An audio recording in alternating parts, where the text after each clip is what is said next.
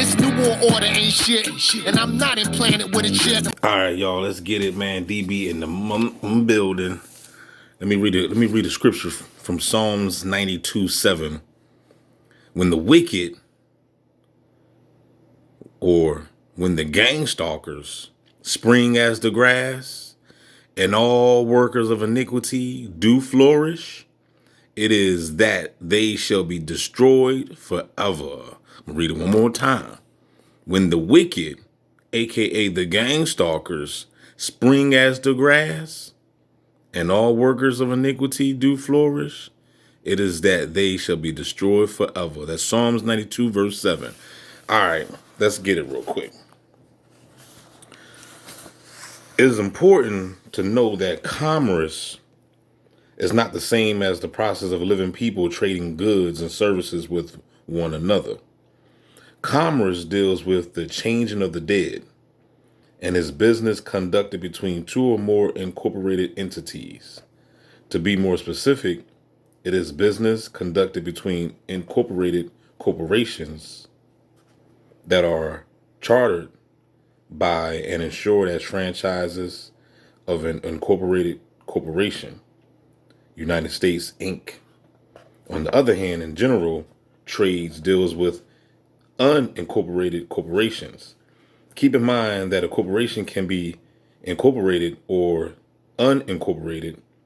When living people trade goods and services with one another, they are mutually exchanging their energy.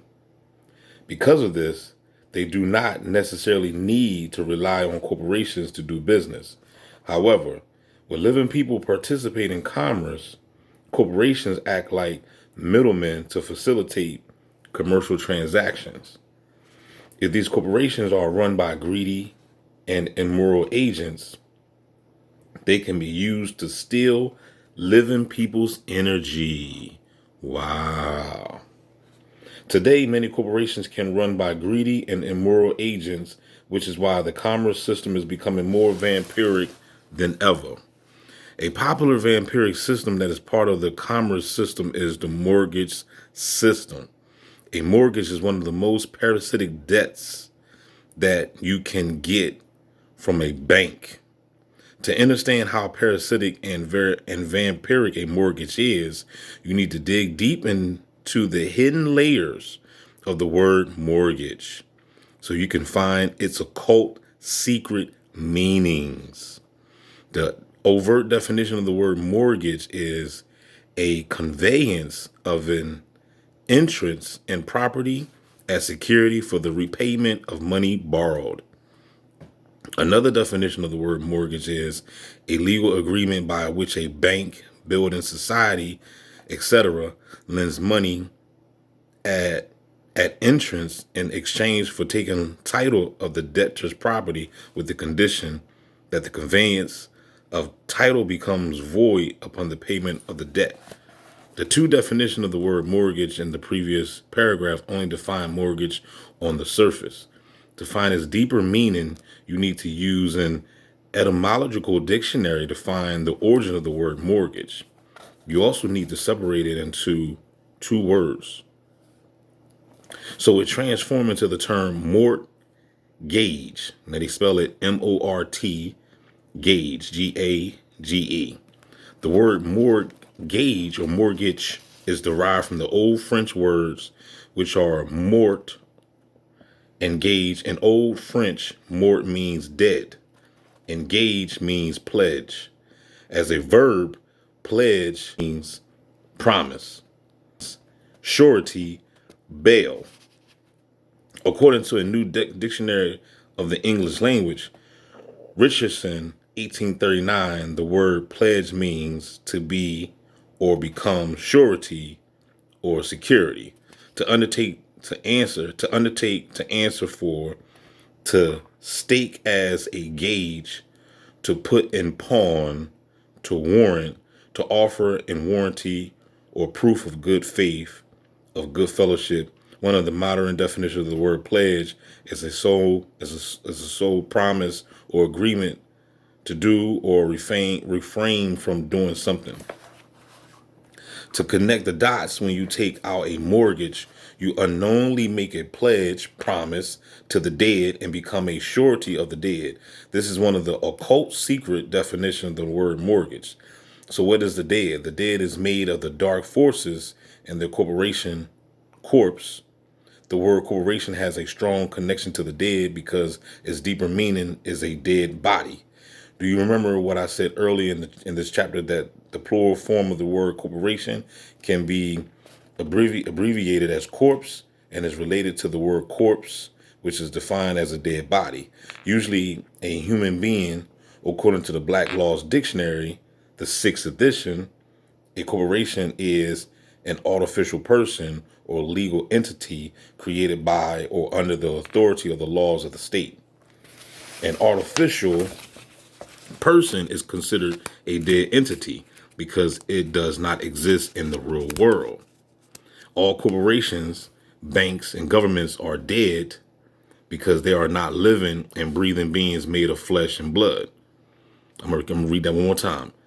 It says, all corporations, banks, and governments are dead because they are not living and breathing beings made of flesh and blood. Based on the information in this previous paragraph, the word corporation has a strong connection in the word mortgage. Both of these words also have a strong connection in the words morgue and mortuary. This is why the place where the dead body's corpse are stored is called a morgue. Mortgages are created in a way that makes them hard to pay off. Ain't that the truth? So people who have signed mortgages, dead pledges, have to work most of their lives to pay them off.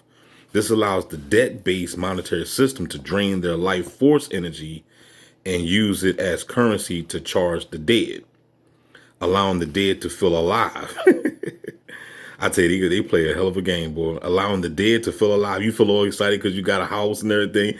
You done signed this contract to get this mortgage. You don't even realize you just sold your soul. You know what I'm saying? You sold your soul. You don't even realize it. To a mortgage, to the morgue. It says this is the currency that people make. Hold up. It says this allows the debt-based monetary system to drain their life force energy and use it as currency to charge the dead, allowing the dead to feel alive. This is the currency that people make from many hours of working at a corporation, aka dead body, because corporations are dead bodies. Do you remember what I said earlier about why currency is a medium for exchanging or transferring life force energy? On a spiritual level, when people sign a mortgage, they sign a large percentage of their lives away to the dead. They also make a promise to the dead to charge it with their energy so the dead can stay alive. In other words, they agree to make a solemn pledge to the dead to ensure that the dead will be paid with life force energy. So that's how you paying the debt. You paying the debt with your life force energy because you're giving all your life force energy to a job or a corporation, aka a dead entity, to get the fake fiat dollar to go ahead and pay for this morgue. Basically, your own demise. Basically, you know what I'm saying? Phonetically, the word dead sounds similar to the word debt. Furthermore, the word debt has a strong connection to the word mortgage. Every time you get a mortgage, debt, dead, pledge, you commit sin. Now check this out, y'all. You commit sin. If you want evidence of this, go to the Merriam-Webster.com and search the definition of debt, and you should see the word sin as one of the definitions. The word sin is derived from the Old English words sin. It's spelled S-Y-N-N, meaning moral wrongdoing, injury, mischief, enmity, feud, guilt, crime, offense against God, misdeed. Sin is also the name of the ancient moon god or moon goddess. The reason that you commit a sin, death, when you get a debt mortgage, is because you bring more death into the economy, decreasing the purchasing power of the country's currency and causing death to the economy. Ain't that something? We weren't taught this crap. I'm going to read that again. It says, sin is also the name of the ancient moon god or moon goddess. The reason that you commit a sin, death, when you get a debt, aka mortgage, is because you bring more death into the economy. So by you buying a house, you're participating in the failure of the economy. You're creating more debt. Because remember, money is debt anyway. In order for them to eradicate the debt, they got to eradicate the dollar. And that's where you see what the world is today. You see that they get ready to eradicate the dollar, so they can they're going to eradicate the debt, so they're going to eradicate the dollar to create this one world government.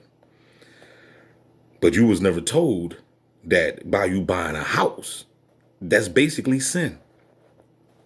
All right. The reason that sin, it says the reason that you commit sin when you get a debt mortgage is because you bring more death into the economy, decreasing the purchasing powers of the country's currency and causing death to the economy. As a death spreads throughout the economy, as death spreads throughout the economy, it strengthens the power of the dark forces, allowing them to enslave mankind. The debt system is controlled by the dark forces, and they are using it to drain the energy of mankind and destroy their home called Earth. So it's always all about, they want to destroy this planet, I guess. It says, and they are using it to drain the energy of mankind and destroy their home called Earth, causing death to life. Causing death to life. Maybe this is why the Bible verse Romans 6:23 states with the clause, for the wages of sin is death. Now, how many times have your preacher ever broke that scripture down? Hell no. When I read this, he gave me I know this scripture. Romans 6:23. I done heard this growing up. I done read it growing up. For the wages of sin is death. But no pastor ever broke it down like this. For the wages. What is wages? Wages is money, right? Wages is payment, right? For the wages of sin is death. So just by you even, participating in this game, you're just creating death upon yourself by buying a house, a mortgage, getting wages. If you're a Christian, you ain't supposed to be getting no money. Why do you think Jesus said you cannot serve two masters? You cannot serve God and mammon. What is mammon? Mammon is money. That's why Jesus said it. See, y'all Christians are fake.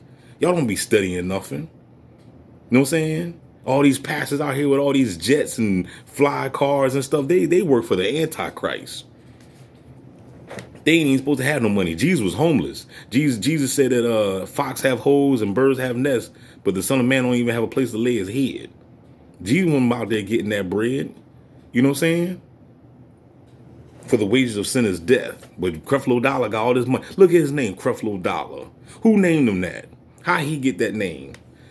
Bishop T.D. Jakes and all them rich pastors that's collecting these prosperity preachers. Quote that scripture to a prosperity preacher. For the wages of sin is death. But they're going to tell you to donate and put money in the offering and pay your tithes and offerings and stuff like that. But what about this scripture?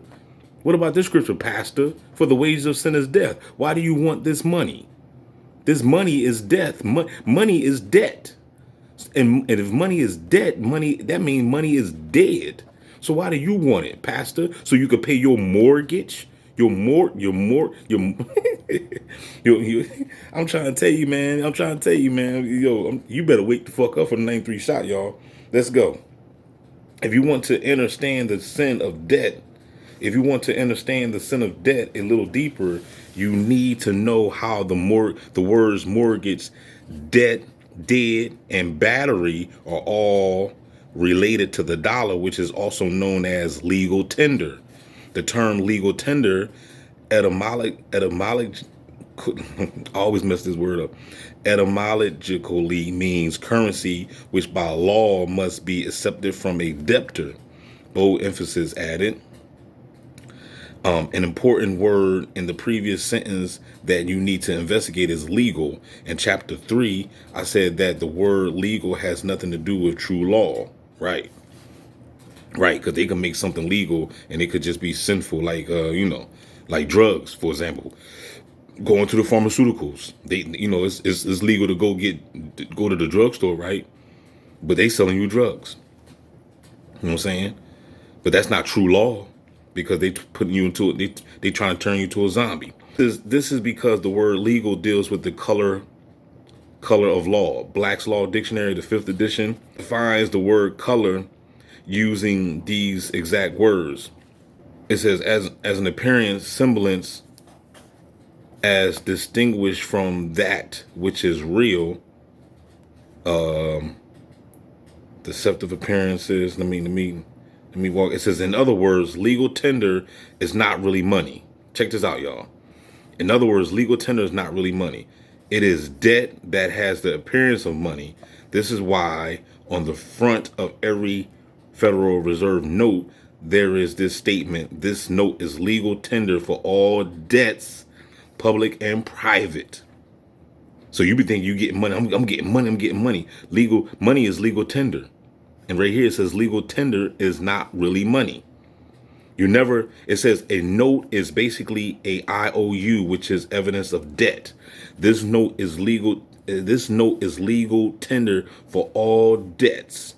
So when you buy something with money, you hand over the slip to the cashier, you're basically saying, here, I owe you, okay? I owe you for this $100 that I got in my shopping cart, and I'm gonna come back and pay you later. But you don't really pay them later, you know what I'm saying? But that's what money is. You're just basically saying, I owe you, because the dollar bill is not backed up by anything. It's just fiat dollar. It's not backed by gold or silver. It's just nothing, basically. We give it the illusion you think it's real because the system told you that it's real and that it's worth something, but in all reality, it's not worth nothing. But they still got your punk ass waking up every day to go chase that dollar. You know what I'm saying? Because you didn't wake up from the illusion that the money is really nothing. So I'm gonna stop it. I'm running out of space on this joint. Let me go ahead and make some more room so we can continue this information. Holla back. Those we've deemed expendable need to believe there's a better life waiting for them. They need hope. And we can't allow that illusion to be destroyed.